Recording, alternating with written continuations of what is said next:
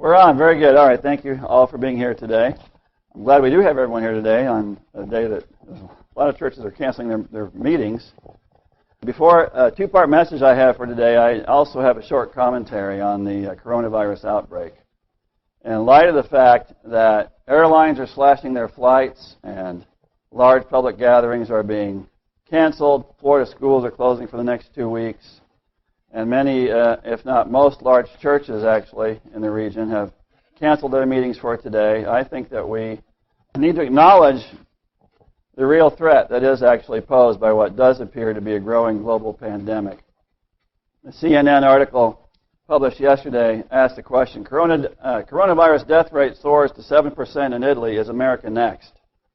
The first line of that article said, Italy's coronavirus death rate has soared above 7%, making it by far the highest mortality rate in the world. The United States could be next if authorities don't act fast. But to keep those numbers in perspective, a 7% mortality rate, I would add that that 7% mortality rate is still not nearly as bad as the mortality rates from prior pandemics, such as the Spanish flu of 1918 or the bubonic plague of prior centuries.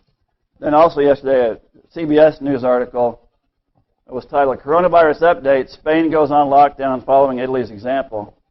I'm going to read a little bit of this article. Every aspect of modern life is being hit as sweeping measures are rolled out in an effort to stem the coronavirus pandemic. President Trump has declared a national emergency. I intervene there just to say that means that martial law is basically possible at any time. And once he declares a national emergency, anytime he can roll right into martial law. It enables him to do that. And the House on Saturday passed a bill to provide Americans relief. A growing number of places are closing their doors and events across the globe are being canceled. On Saturday, Spain announced tight restrictions on movements and the closure of restaurants and similar establishments following Italy's example. The number of confirmed coronavirus cases worldwide topped 150,000 by mid-Saturday. According to Johns Hopkins University, more than 5,700 people have died and more than 72,000 have recovered. President Trump announced at a press conference Saturday that he himself took a coronavirus test on Friday night and is now awaiting the results. At the same press conference, Vice President Mike Pence said a European travel ban is being extended to Ireland and the UK, effective at midnight on Monday. Any American citizens in those countries will be able to fly home, he said. Amid the outbreak and the mounting response, Disney World is closing. Broadway shut its doors. Schools are closing and large gatherings are being banned. The Boston Marathon and Masters Tournament have now postponed. The NBA, NHL, and Major League Soccer have suspended their seasons altogether. So according to media reports, in Italy alone, as of yesterday, actually, there were 21,000 confirmed cases of coronavirus with over 1,400 deaths in Italy alone. And so the whole nation is on lockdown. And knowing full well, of course, that the American mass media is a CIA-controlled mass mind control mechanism used to train the populace in how to think and how to act. We all know that. We typically, and I believe rightly so, tend to question every word in every article that comes out. However, that said, it certainly appears at this point that the news we're getting about the coronavirus pandemic is nothing to sneeze at, no pun intended, and really should be taken seriously. In the midst of the global outbreak, some are wondering if it's possible that the coronavirus has any biblical prophetic significance. And my answer is yes. The present pandemic was indeed prophesied by the Lord Jesus. And that in Matthew 24, I meant to have you open there. Jesus said, for nation shall rise against nation, verse 7 of Matthew 24, and kingdom against kingdom, and there shall be famines and pestilences and earthquakes in diverse places. All these are the beginning of sorrows, Jesus said.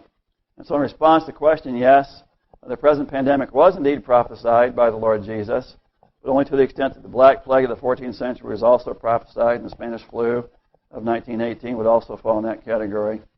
So far, this pandemic, this disease, is not as fatal or disastrous as either the Black Plague or the Spanish flu was. According to Wikipedia, the Black Death, also known as the Great Bubonic Plague or Black Plague, was one of the most devastating pandemics in human history, resulting in deaths of an estimated 75 to 200 million people in Eurasia. Peaking in Europe from 1347 to 1351, the Black Death was the first major European outbreak of plague and the second plague pandemic. The plague created a number of religious, social, and economic upheavals with profound effects on the course of European history. It's probably originated, as this one did also, in Central Asia or East Africa, as also the Spanish flu did as well. I don't know why they call it Spanish flu. Another article from Wikipedia on the Spanish flu of the last century says the 1918 influenza pandemic, known as the Spanish flu, was an unusually deadly influenza pandemic, the first of two pandemics involving the H1N1 influenza virus, with the second being the swine flu in 2009, similar virus.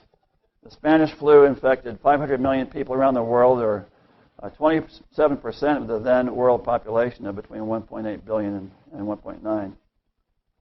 Death toll is anywhere from 17 million to 50 million, and possibly as high as 100 million in that particular pandemic.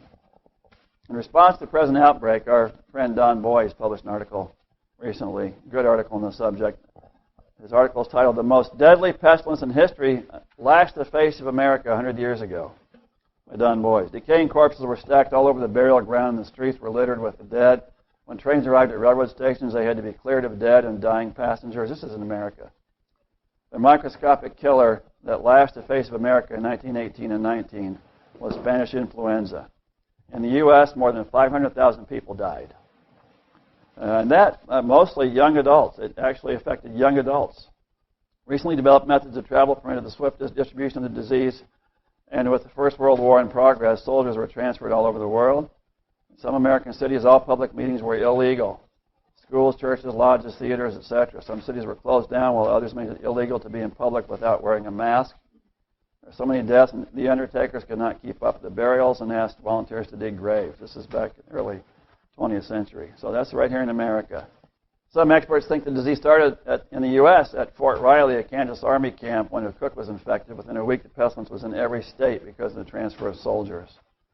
The disease then jumped the Atlantic Ocean to cut down millions and infected about a third of the world. It marched into India, killing 17 million people. Total world deaths are estimated to have been up to 100 million people. And it killed 20% of those infected. So the Spanish flu killed 20% of those infected, not just 7. And he says, Laura Spinney wrote, in Pale Rider, the Spanish flu of 1918 and how it changed the world. It was the greatest tidal wave of death since the Black Death, perhaps in the whole of human history. More people died as a result of Spanish flu than died in World War I and II on both sides combined. Don writes, from the dawn of history, mankind has experienced times of sickness, sorrow, and suffering. Oftentimes the pestilence were mysterious, sudden, and without remedy. Lack of knowledge, superstition, and poor sanitary conditions. Don writes, our present threat could come from the coronavirus, an EMP blast, poisoned water or food supply, or biological agents sprayed over metropolitan areas. Correct.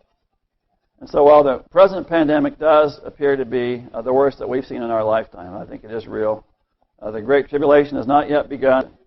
And this is not one of the plagues described in the book of Revelation, not yet. I would say that it could quickly become that if the pandemic were to be accompanied by what Don talked about, like an EMP strike or nuclear warfare, as the second seal of Revelation might possibly be unloosed, which I've said is something that could happen any time. We don't know. It could happen any time. And so this could combine and become that. But and that is therefore why we should all be physically prepared, to the extent that we are able, with backup water supply, food storage, and medical supplies for these type of emergencies. We are seeing right now already in America what happens when a society begins to panic. And we're seeing the shelves in stores emptied, stuff flying off the shelves. This past week I heard that they were fighting for toilet paper somewhere. They showed a video of these two women fighting for toilet paper in a store. So I went up to Sam's Club to get some toilet paper. I was getting a big package of toilet paper, and I got the last one. The last one at Sam's Club. And usually they've got towers of toilet paper. Well, literally, you know. And so, yeah. I'm reminded of Christ's parable in Matthew 25 of the 10 virgins, Matthew 25, 1 through 13. Jesus said, then shall the kingdom of heaven be likened unto 10 virgins, which took their lamps and went forth to meet the bridegroom. 5 of them were wise, and 5 were foolish. They that were foolish took their lamps and took no oil with them. But the wise took oil in their vessels with their lamps. While the bridegroom tarried, they all slumbered and slept. And at midnight there was a cry. That's the midnight cry you hear about. At midnight there was a cry made, Behold, the bridegroom cometh. Go ye out to meet him. And then all those virgins arose and trimmed their lamps. And the foolish said unto the wise, Give us of your oil, for our lamps are gone out. But the wise answered, saying, Not so, lest there not be enough for us and you. But go ye rather to them that sell, and buy for yourselves. And while they went to buy, the bridegroom came, and they that were ready went in with him to the marriage, and the door was shut. Afterward came also the other virgins, saying, Lord, Lord, open to us. But he answered and said, Verily, verily, I say unto you, I know you not. Jesus said, Watch therefore, for you know neither the day nor the hour wherein the Son of Man cometh. Well, of course, this parable has primary application to the gospel, and we can't argue that point. Primary application and interpretation of the gospel. But there's also wisdom here in this parable relative to being prepared physically for the very difficult days that will precede the Lord's coming. And in light of what we see coming, I do believe it is foolish for us not to do what we can to be physically prepared as well as spiritually. We're told twice in Proverbs, A prudent man foreseeth the evil and hideth himself, the simple pass on and are punished.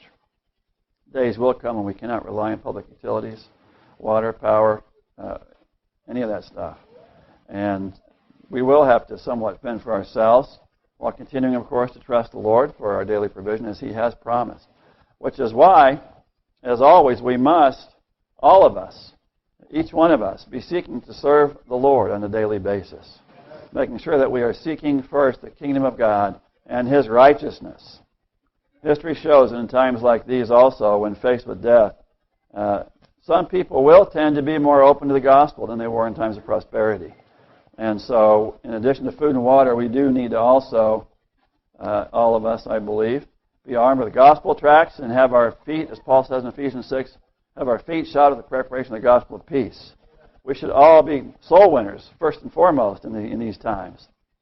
And so, I brought, by the way, we've got 500 new printed gospel tracts over here. You guys take some gospel tracts with you home today. You've got plenty of tracts.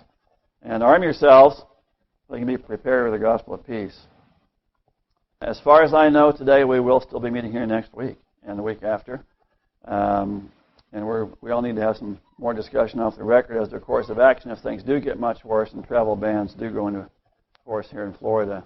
In the meantime, I would advise staying informed, stocking up, and staying home as much as possible.